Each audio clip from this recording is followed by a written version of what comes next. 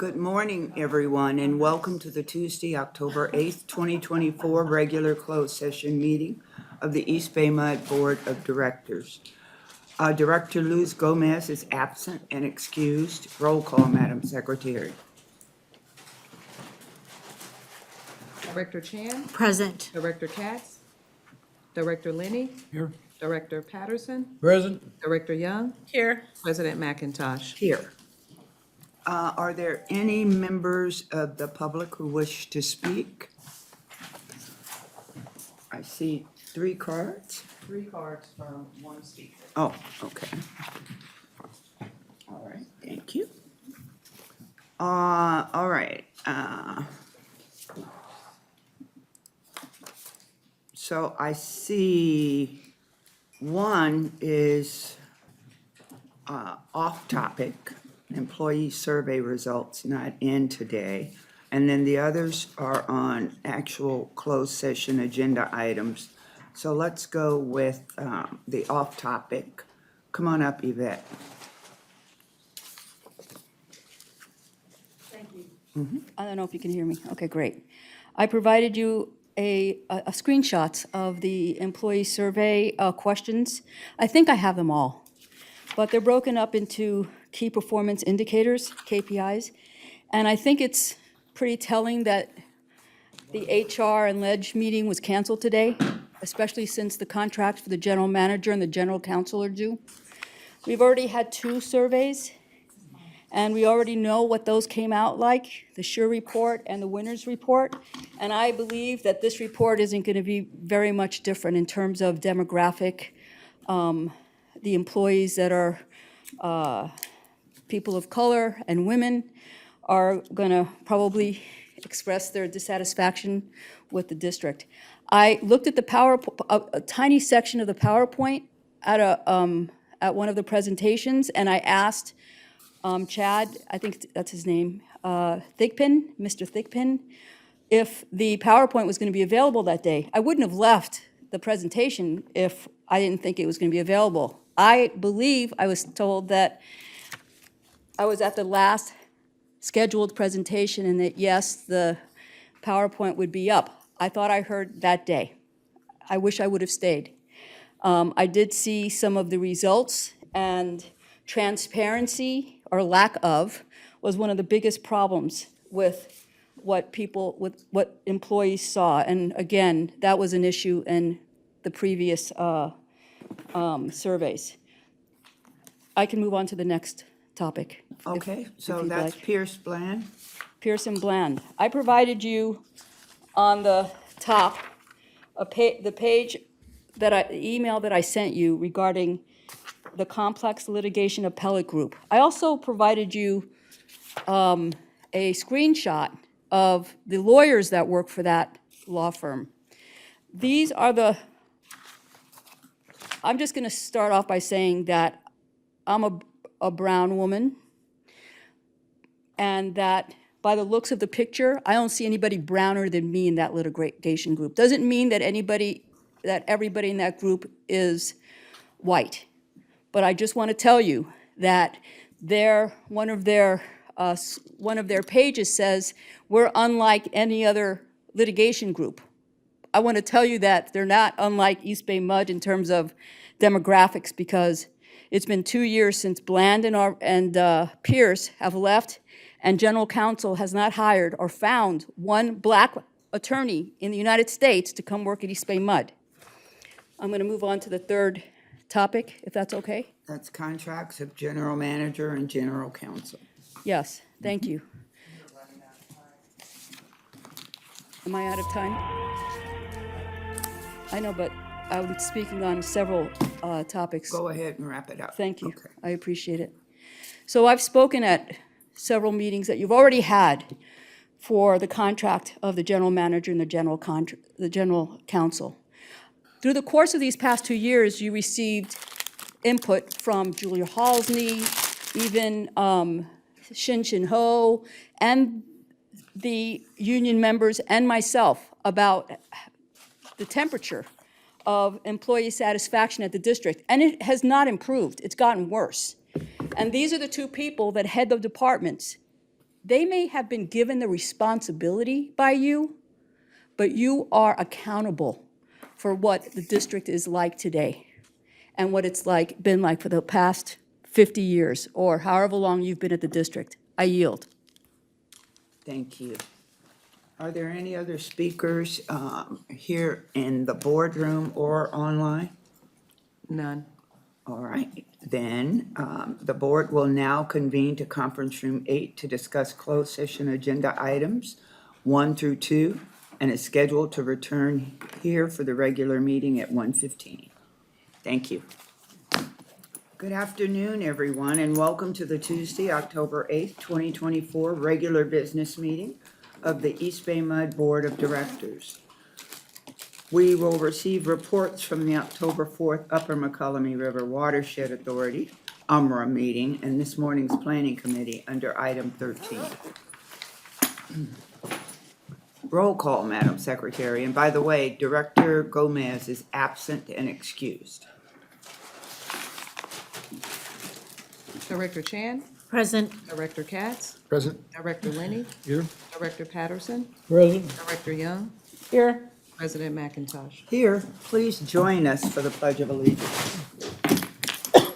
I pledge allegiance to the flag of the United States of America and to the republic for which it stands, one nation under God, indivisible, with liberty and justice for all.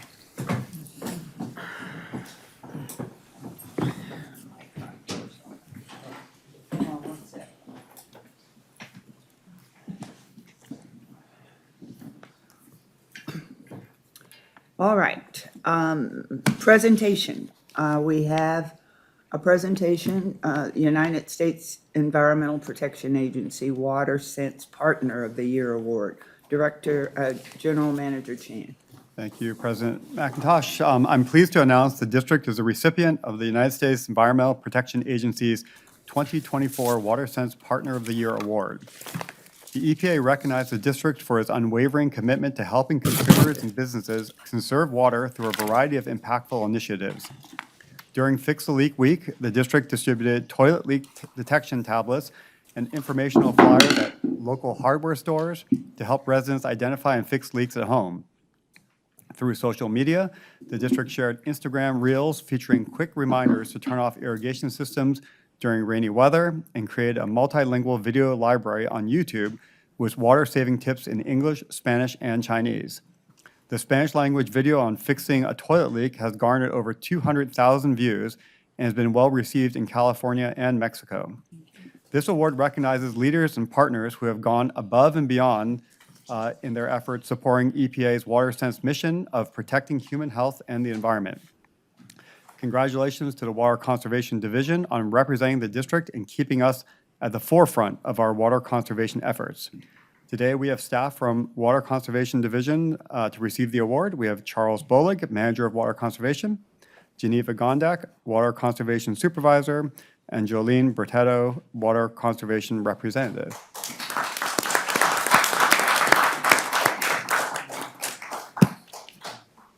As Chair of the Sustainability Committee, and on behalf of the board, I congratulate you all.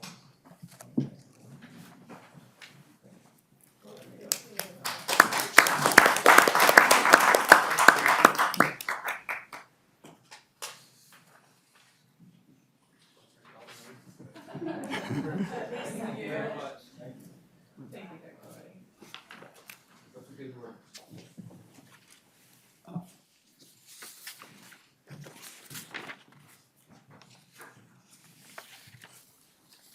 All right, thank you guys for all you do for the district.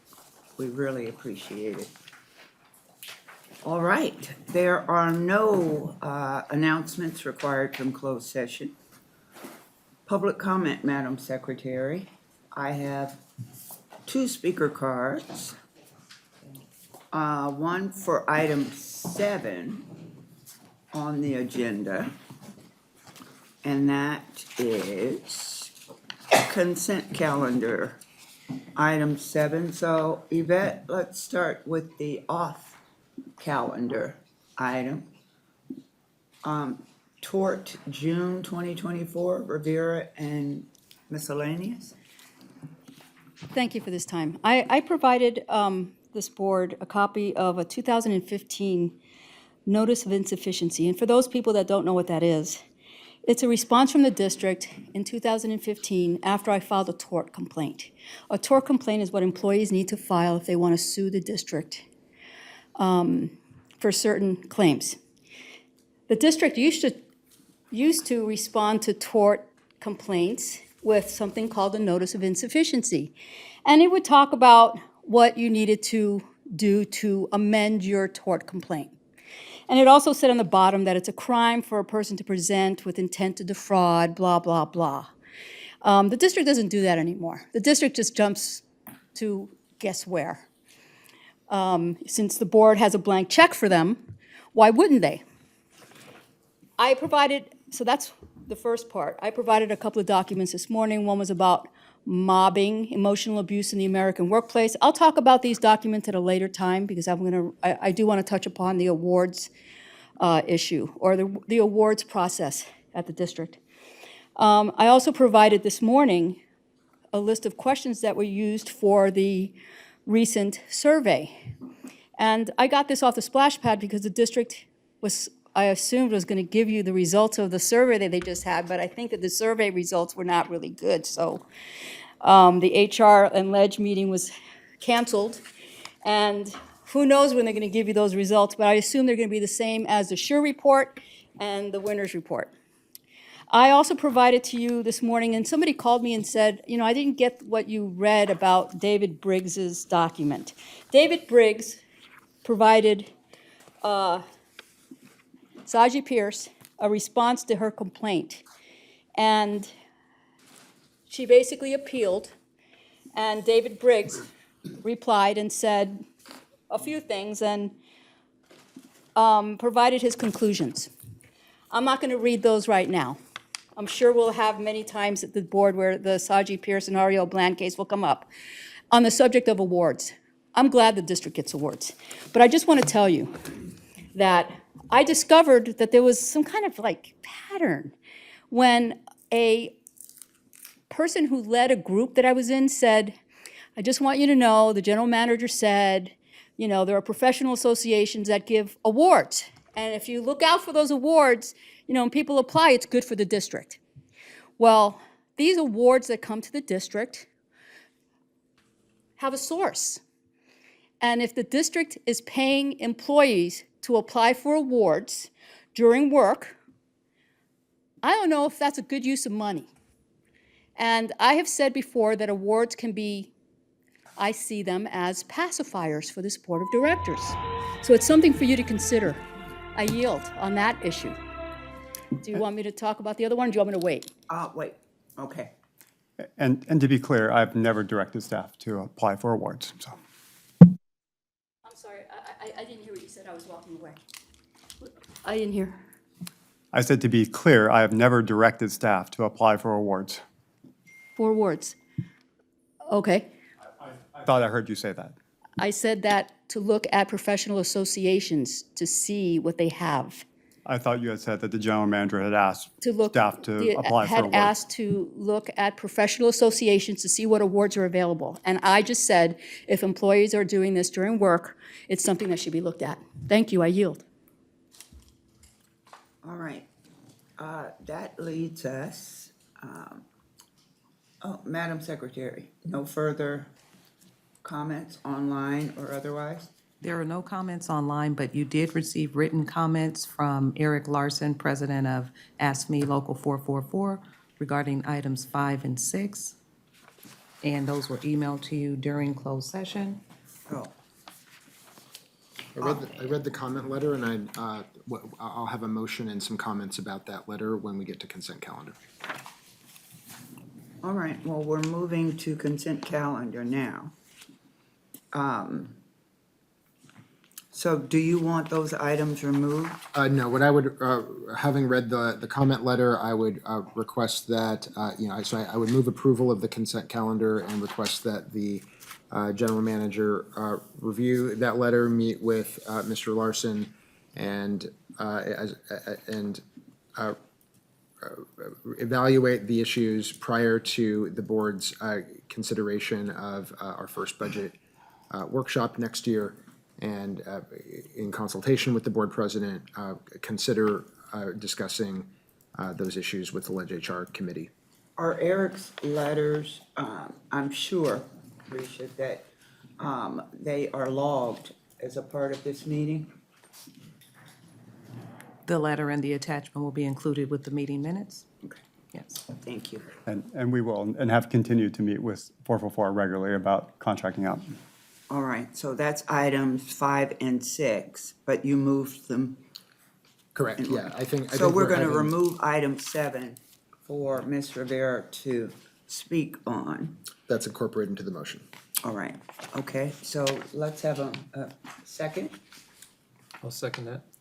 All right, we have a motion by Director Katz, a second by Director Lenny, to approve the consent calendar with the exception of item 7. All in favor? Aye.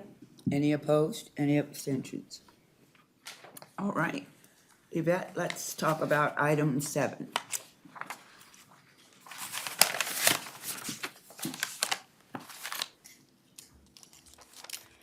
Thank you.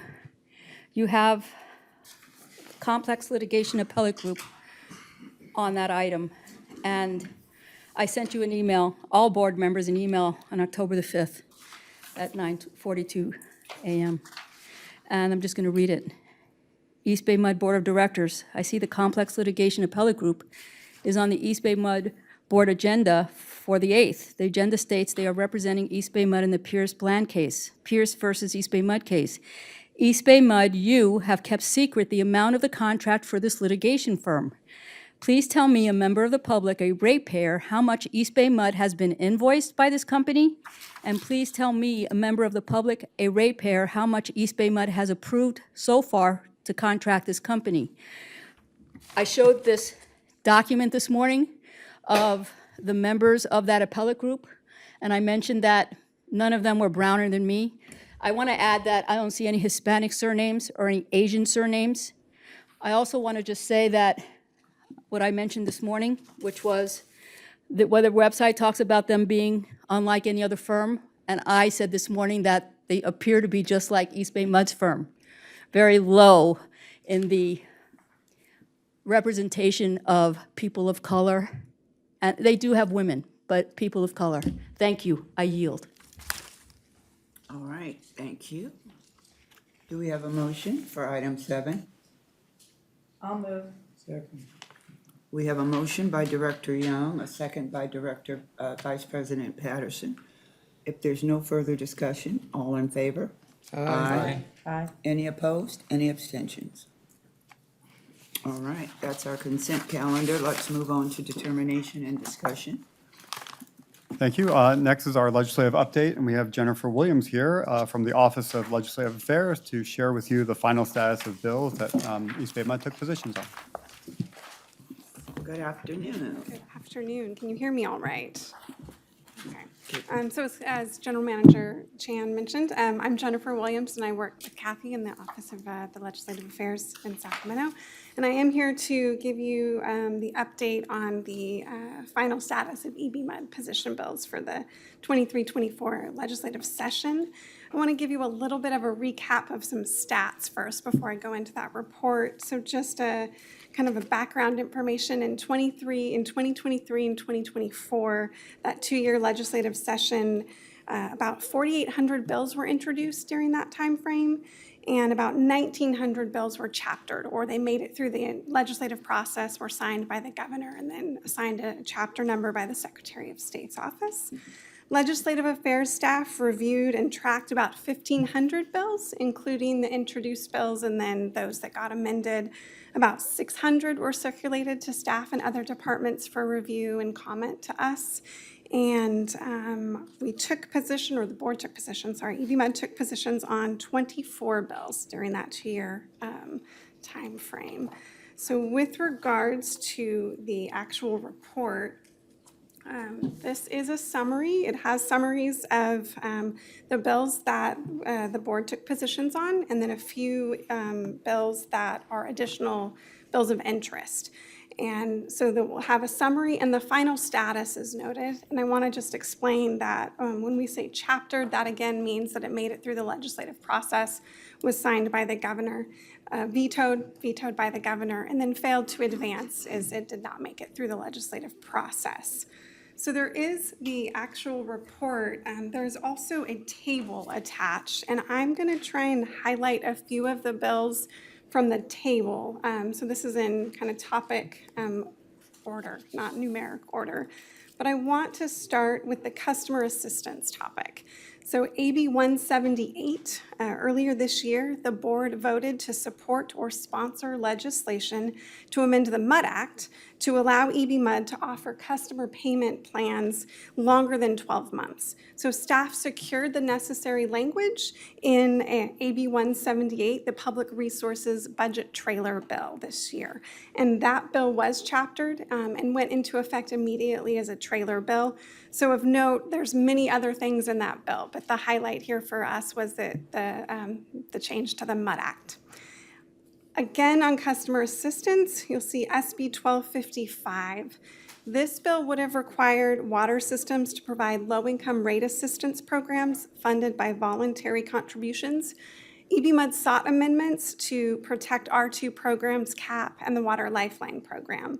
Unfortunately, the bill was held in the Assembly Appropriations Committee before those amendments were able to be incorporated into the bill, and the bill did not advance this year.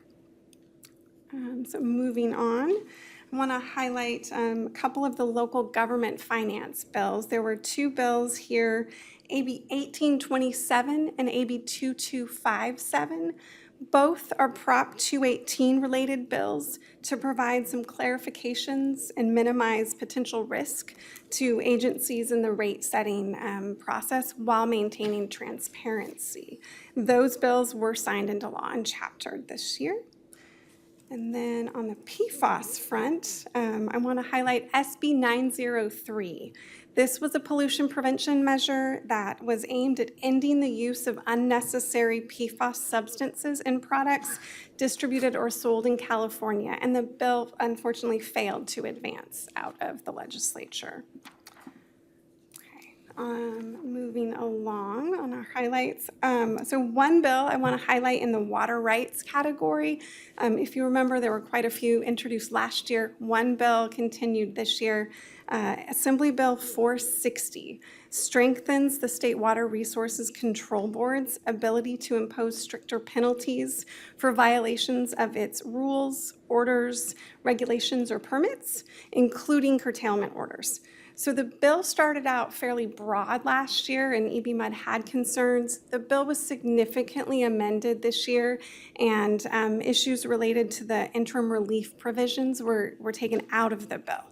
So with those amendments, EBMUD moved to a support position, and AB 460 was signed into law this year. So it did make it through the process and was signed. And so I'm going to move to the second page of that table. To the additional bills of interest, and I want to highlight the 4 system capacity charge related bills, as these were all brought to the board earlier this year as informational items. So I'm going to highlight first, a little bit out of order, but SB 937 started off dealing with delaying development impact fees. So staff successfully worked early in the year with the author's office, the sponsors, and associations to amend the bill and have a portion of the law that pertains specifically to capacity charges and connection fees removed from the bill. However, at the end of the session, in the last 2 weeks of the legislative session, some amendments were made to the bill that are pretty ambiguous. It mentions water and wastewater. However, it does not amend the specific code section that governs our capacity charges and connection fees. So we've already highlighted that bill for legal and staff to look at, but right now I think we don't see particular harm. But I just wanted to highlight that one. On the other 3 bills, want to highlight that both Assembly Bill 1820 and SB 1210, again, we were able to work with the author's office, the associations, sponsors of those bills, and those two bills were also amended to resolve concerns that we had initially related to anything limiting or capping our capacity charges and connection fees. And then Assembly Bill 2729 was amended late in the legislative session to deal with development project entitlements instead of the fee issue. So on all four of those were chaptered into law. So just wanted to highlight those for you. And I'm happy to answer questions, but I also know Kathy is here to provide any further updates. So any questions? Any questions? All right, Okay, thank you. thank you.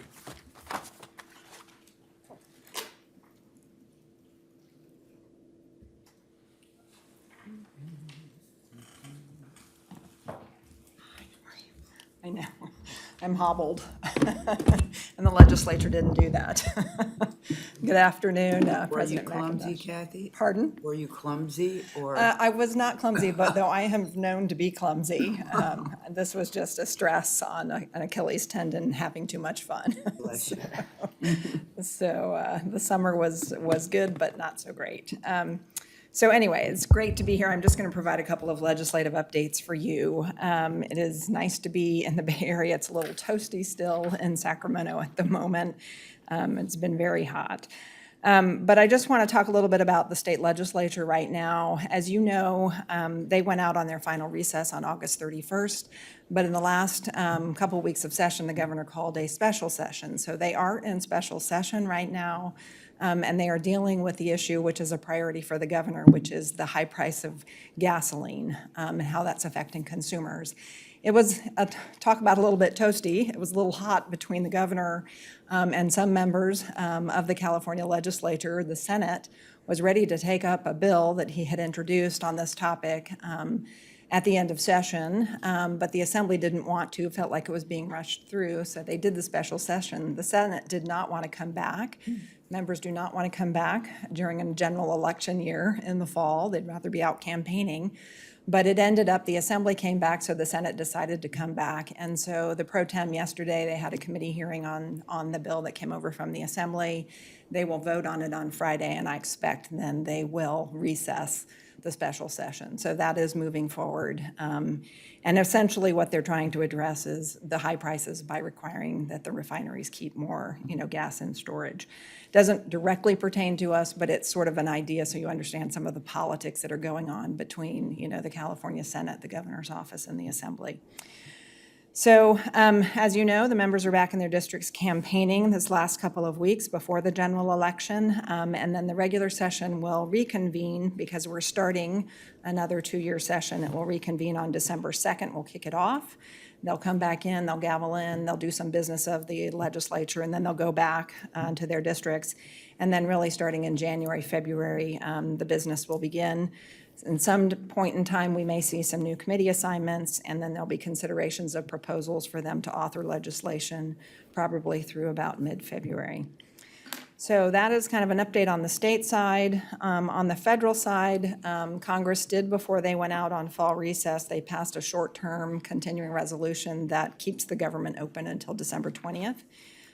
When they return after the election in mid-November, they will obviously be in a lame duck session, and they're going to have to focus on finalizing a spending package of bills. And the Speaker has committed to keeping his promise to his Republican caucus that he will take up each spending bill individually. So that is 12 bills, a lot of bills. It will make difficult work in the final weeks of this congressional period, and will be hard for them to focus on other unfinished business, such as passing of WRDA, the Water Resources Development Act, which is the act in which we are seeking an authorization to increase the funding for recycled water projects from $25 million to $45 million. So with that, we've been in communications with our lobbyist friend, Eric Saperstein in DC, and he believes that what will happen is in the lame duck session, there will be a package of bills that deals with water, the WRDA package, and then also some public lands bills, and they may wrap those up together and do a large public lands type omnibus bill to move those through. So we are hopeful, but of course, what happens will be dictated by the election and the outcomes and how things go. So that's where things are on the congressional side. I'm happy to answer any questions on either the state or the federal side this afternoon. Any questions, thoughts, comments? All right, Okay, thank you. thank you, Kathy. Thank you, Jennifer. Thank you, Kathy. Next, I want to talk about Imagine a Day Without Water. Imagine a Day Without Water began 10 years ago as a project of the Value of Water campaign. Kelly Zito will introduce a resolution for East Bay MUD to declare October 17th as Imagine a Day Without Water. Thank you, Clifford. Good afternoon, President McIntosh and members of the board. As Clifford mentioned, this is the 10th anniversary of the Imagine a Day Without Water campaign. I love this. Yes, a lot of people love this campaign. On October 17th, it's a national day of action that reminds us how vital water is to every aspect of life and the need to invest in the nation's water infrastructure. This resolution underscores EBMUD's dedication to safeguarding water resources, maintaining high-quality service, and supporting investments in critical infrastructure that ensure water delivery for future generations. So our Imagine a Day Without Water efforts include several different elements. So one is we are working with KUA on a collaboration and a campaign, a social media campaign that underscores and reinforces sustainable water management across California's largest urban water agencies. We have a social media campaign that we have actually started working with KUA on right now.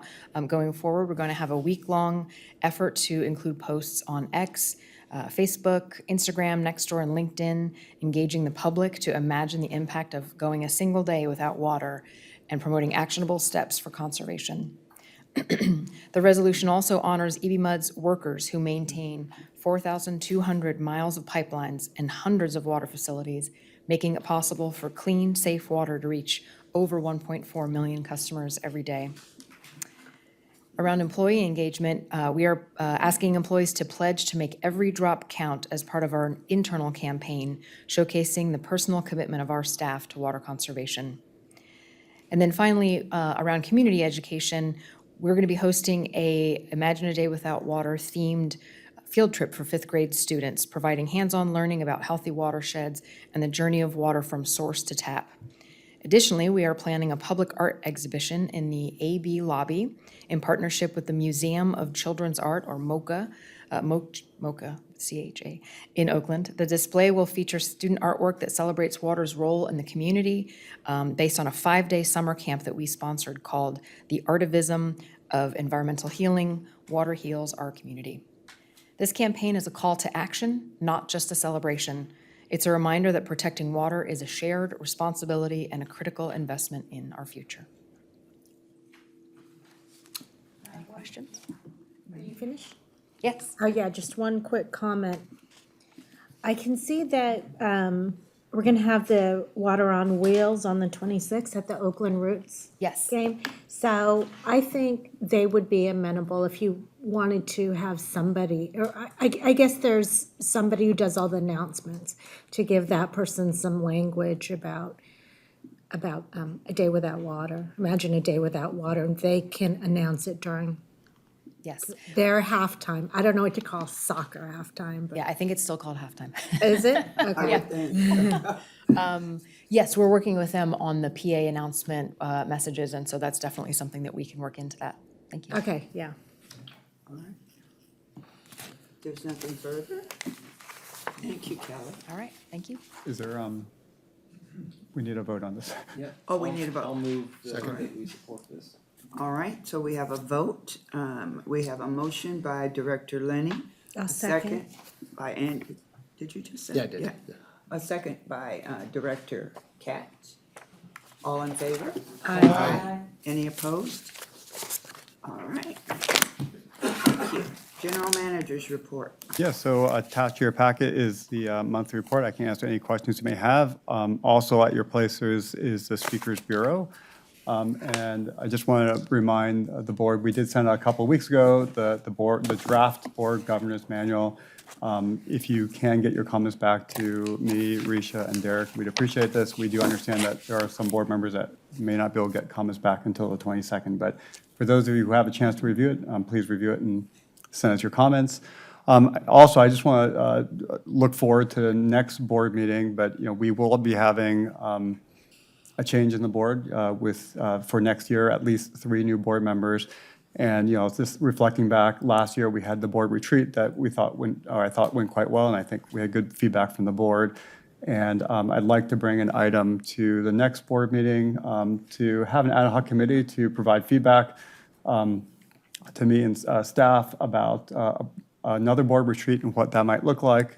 We do believe that it should be facilitated by someone, an outside person. We did get some proposals that we'd like to discuss with the ad hoc committee too. So that's just something I'd like to bring to the next board meeting for That's a discussion. retreat for 2025. For 2025, yes. Whatever the next board looks like. Okay. I'm strongly in favor of that, and I think it makes sense to have those board members that will definitely be remaining next year, review those criteria Yeah, exactly. for evaluating consultants. All right. That's the end of my reports. Okay.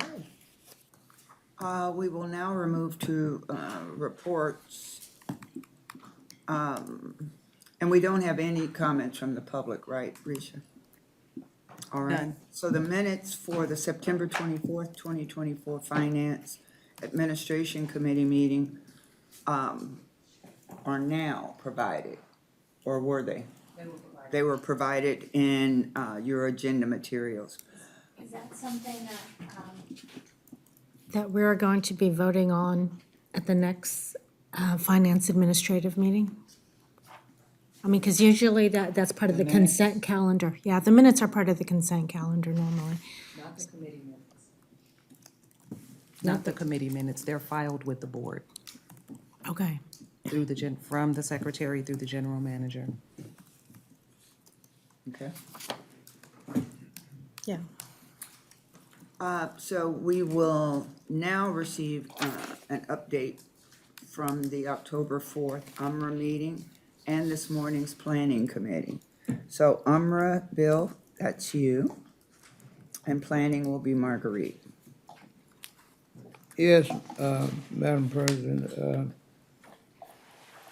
it's my pleasure to bring to the board a summary of the Upper McCollum River Watershed Authority meeting of October 4.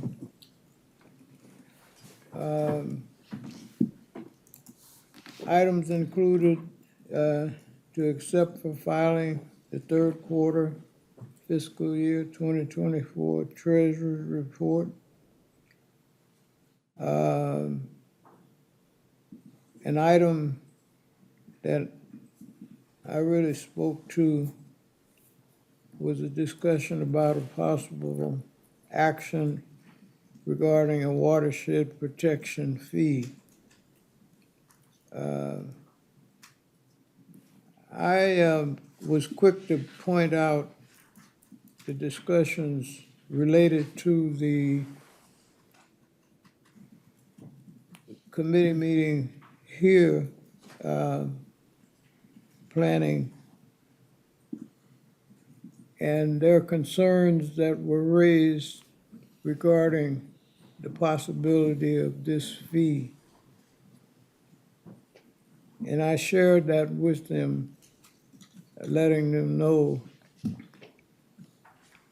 that while we, East Bay MUD, have been very accommodating to people up country in the formation of this body to carry on in the beginning regarding our electrical transmission with PG&E and the possible sale. UMRA's formation came out of that. And it originally was designed to be a nonprofit, which PG&E would have had to offer those holdings to. When PG&E withdrew its consideration of selling off those electrical pieces, it became apparent that the network should continue and we should continue to work together going forward on the common concerns we have in the watershed at Part E. I think I want to digress a minute and just say the second meeting I ever attended in coming on this board was 27 years ago, when I accompanied Dennis Deemer and staff to upcountry.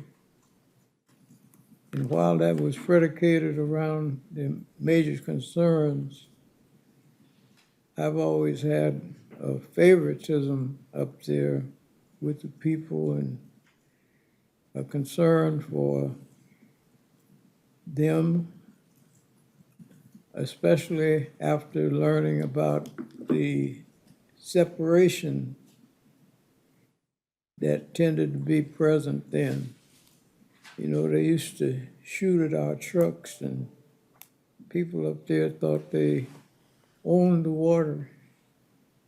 And they didn't have a good feel for us coming in to their territory.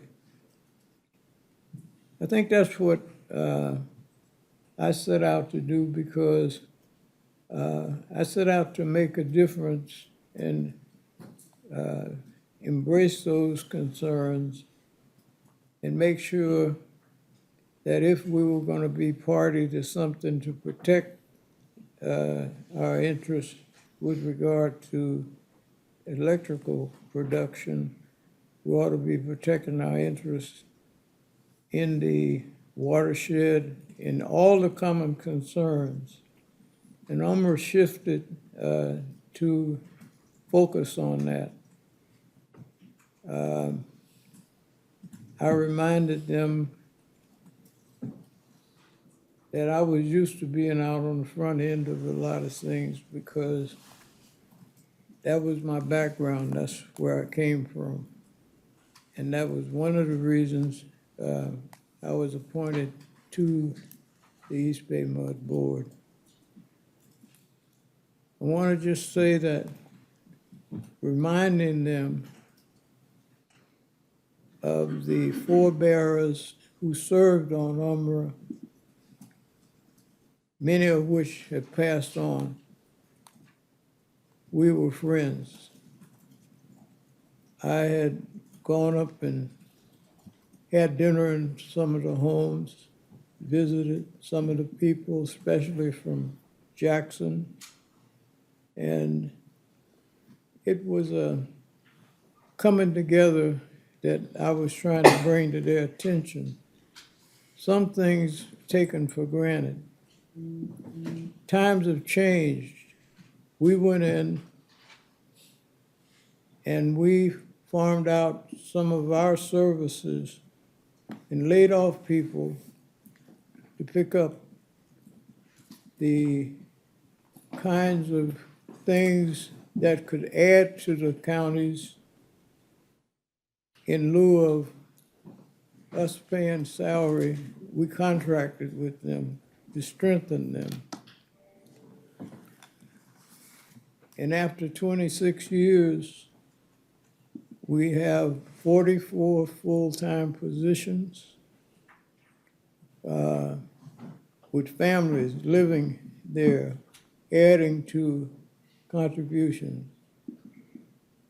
What I was saying to them is 60% nearly of the financial cost of UMRA were borne by East Bay Mud.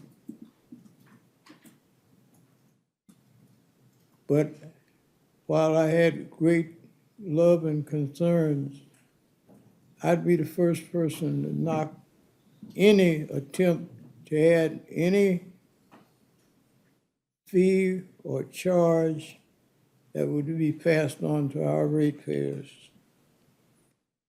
And my protection for that, I use an example of my own district where people were unable to pay currently their water bills and were being helped by funding outside the rate, outside the money we collect, to help them with that endeavor.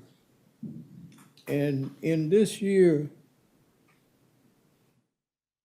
over 10,000 people were in trouble in coming through our program, which our staff conducts to assist them, a special program that we set up. And the numbers continue to grow. So any attempt to have anything directed by way of fee passed on to our people would not be acceptable. I further told them that we have a number of board members who are familiar with you and have supported you, who are leaving the board. I advised them that new people coming on wouldn't take kindly to any attempt to bring any of our resources away from where we've currently directed them. And they would be ones that they should get to know, and they would have to convince them, because the constituencies that brought them on board are and would continue to be their most immediate direction. You see, we don't sit here on this board and represent ourselves. We represent a constituency. And the strength of East Bay Mud is in that. And so, having stated that in the meeting, I made sure I wasn't aware that Mike was going to cover this under the staff end, but I felt it came better coming from me. And I said, as you have befriended me and as you have gotten to know me, you need to know the other directors. John Coleman served and did good work up there, chairing the body and whatnot. But the original people from this board that represented some who are not on the board anymore are gone. And they have to work hard to foster relationships.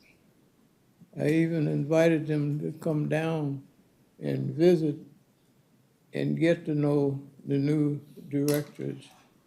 Don't come asking for something, because that's the wrong approach. Come saying how you can help with the problems up there and how we should continue to work together. And let's get our arms around that and make sure that's where we leave things.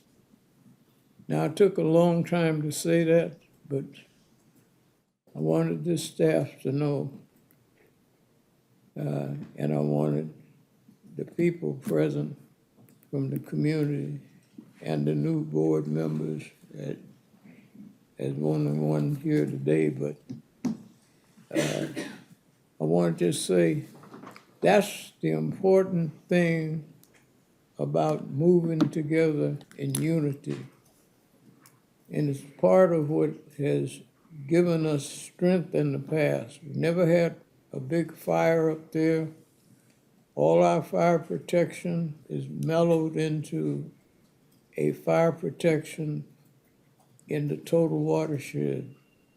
And we're first in. Just keep remembering, the state reacts, we engage, and we stay ready. And as you've seen in fires across California, first you have the fire, then you have the state coming in to do something about it.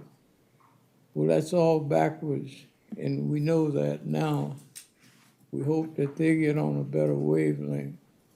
But the key thing is we stay ready in all areas with a great staff that has its attention to raising standards and protecting this district as it moves on. So I say that just to say, I want to pass that on.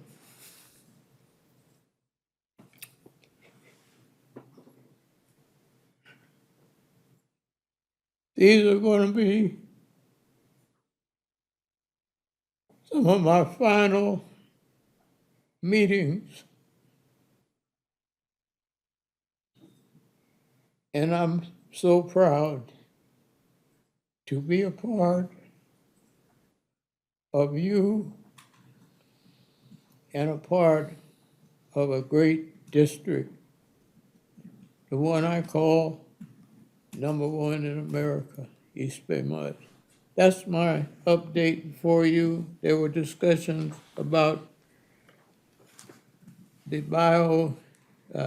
Mass Joint Power Authority initiative. There were discussions about Water Resources Control Board, Healthy Rivers, Landscape and Voluntary Agreement updates. Those were mainly information items that were shared with the public there.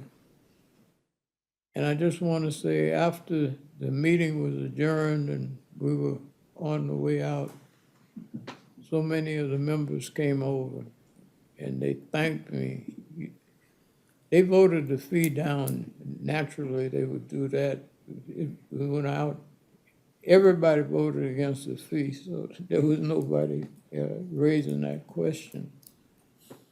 But the alliance there should continue in a strong way because it's in the far reaches in the watershed, most important to East Bay Mud.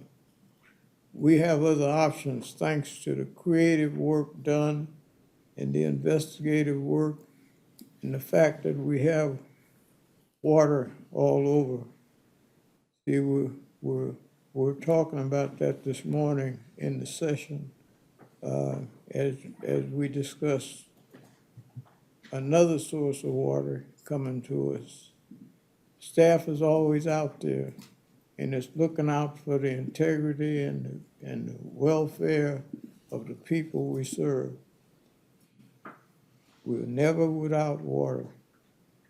And when anything happens, we're the quickest ones to respond and move the water on again. So you have a tremendous record, and it's been a privilege to represent and work with you. Thank you. That's my report. Thank you, Bill. Oh, bless you. All right, that moves us to Marguerite and Planning Committee. Thank you, Bill. We will remember your words as we work with UMRA and others upcountry. We had 3 items on our Planning Committee agenda today. The first item was our annual water quality report, which, as usual, as expected, we were under basically in compliance across the board on all of the safe drinking water standards. And as usual, as it has been the case, we did not meet our internal goals for the disinfection byproducts. And though we continue to strive to do better, and some of the investments we're making in our infrastructure will help move us closer to those goals. We also got a report on the class of contaminants known as PFAS, where we are well below the levels expected for regulation in our drinking water, and also on lead, where we are also well below the limits, and talked about, Susan shared with us the various programs we're doing to help people understand the incidence of lead in drinking water and the efforts we're taking to remove more constituents that are associated with lead contamination, and manage our corrosion control to reduce amounts of lead in our water. And then we also talked about a recent case that related to fluoridation of drinking water that is playing out at EPA. And again, our levels of incidence of fluoride are below the levels indicated for health concerns, but the results of this recent court case may signal that EPA will move to reduce the maximum contaminant level at some point. So it's a sort of a stay tuned. Our second item, backflow, cross, Cross-connection and then Placer County. and then what? Placer County. Ah, yes, okay. Placer County was the one I was forgetting. We then had a report on new regulations that are coming related to backflow prevention, which will require us to pay a lot of attention and engage quite a bit. The measures that the state is requiring may run upwards of $300 million to comply. Many of those costs will be borne by customers, maybe some by the district. So it's definitely worth paying attention to. Backflows are what happens when you connect untreated water with our water and it gets back into the system. So we need to prevent that.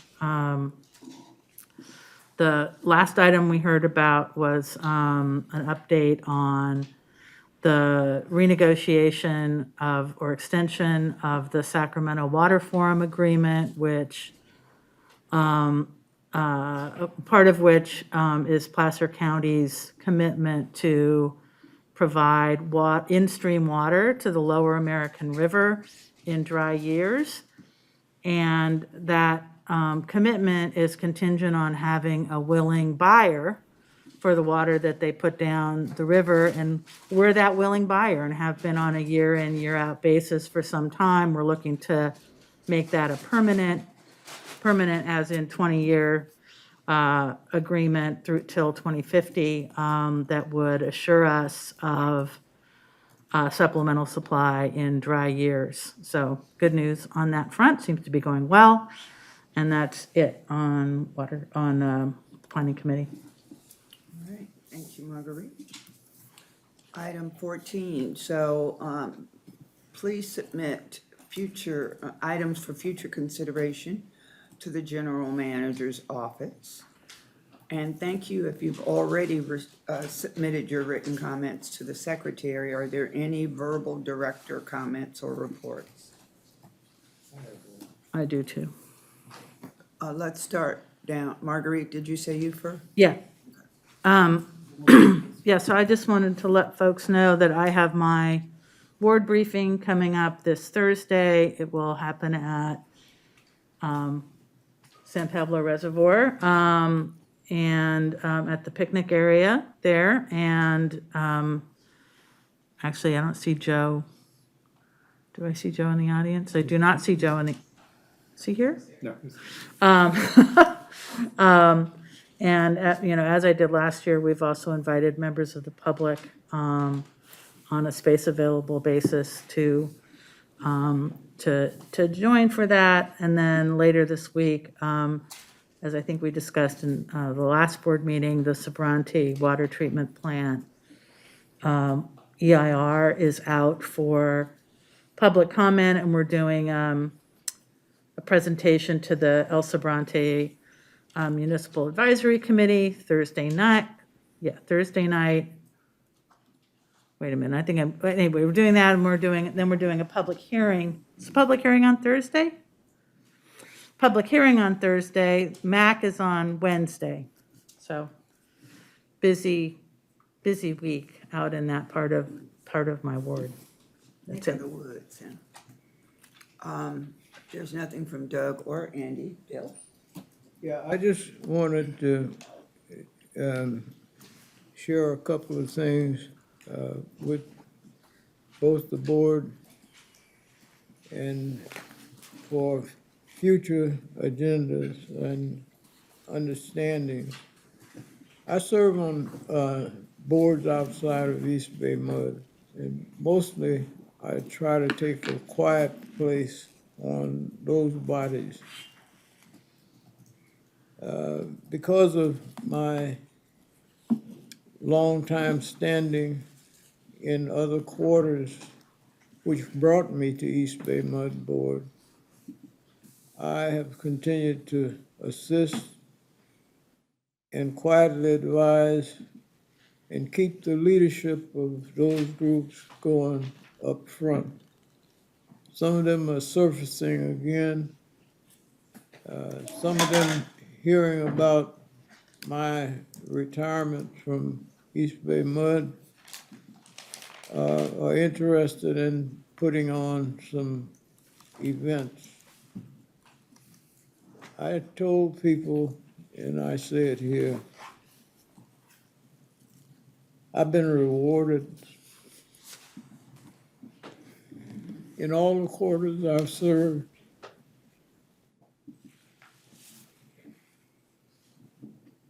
So I really wasn't interested in pushing anything, even though these folk are coming to me and saying, you stayed with us and we want to recognize you.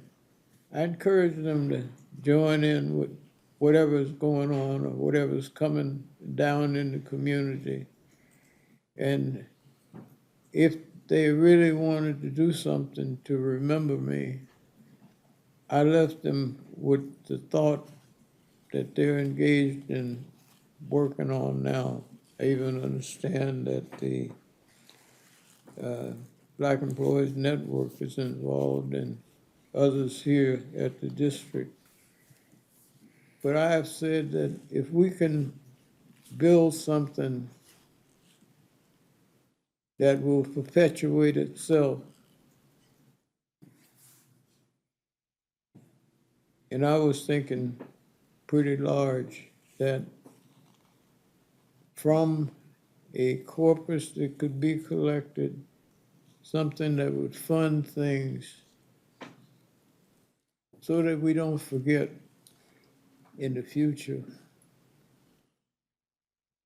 where we came from, how we came, and how we go forth together. Something that could be for our families, for the communities we represent, for the footprint of East Bay MUD and beyond. And that's where it sits now. And I wanted to make sure I did that expression here so you don't hear a different version coming from somewhere else. I'm okay. I don't need it. I have to say it. I don't really need anything but the little bit of life I got left. And I say that because this morning when I stopped by Kaiser, I'm still pumping and still kicking. And I want you to know that everything is good. Thank you very much. And Risha, thank you. Thank you. It's good to get good information, you know. Sometimes you think you're going down and you don't know. So I always look up and look forward. And sometimes you come back up. Just keep yourselves healthy. You heard the saying, health is wealth. All the rest you can't take with you, but if you keep your health like Clifford, you keep going, he never stops. I wish I knew that conversation. Yeah. And I am happy to be in the midst of people who really care about themselves and others.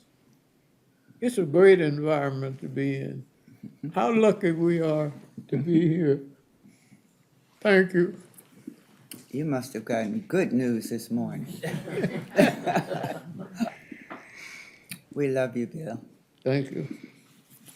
All right, Andy. Yeah, just wanted to quickly mention, I was in attendance at the Berkeley Fire Safe Council over the weekend, and the director of that organization recognized East Bay Mud informally as part of a variety of comments, and thanked East Bay Mud for our cooperation regarding a number of facilities that are of interest, but also recognized our new participation in the East Bay Wildfire Coalition, along with the East Bay Regional Parks District and a number of other regional stakeholders. So it's good to see the district participating in regional efforts for wildfire prevention, and just wanted to share that with the board. Are there any other director comments? All right, then. The next regular meeting of the Board of Directors will be held Tuesday, October 22nd, 2024 at 1:15 p.m. This meeting is now adjourned. Thank you all.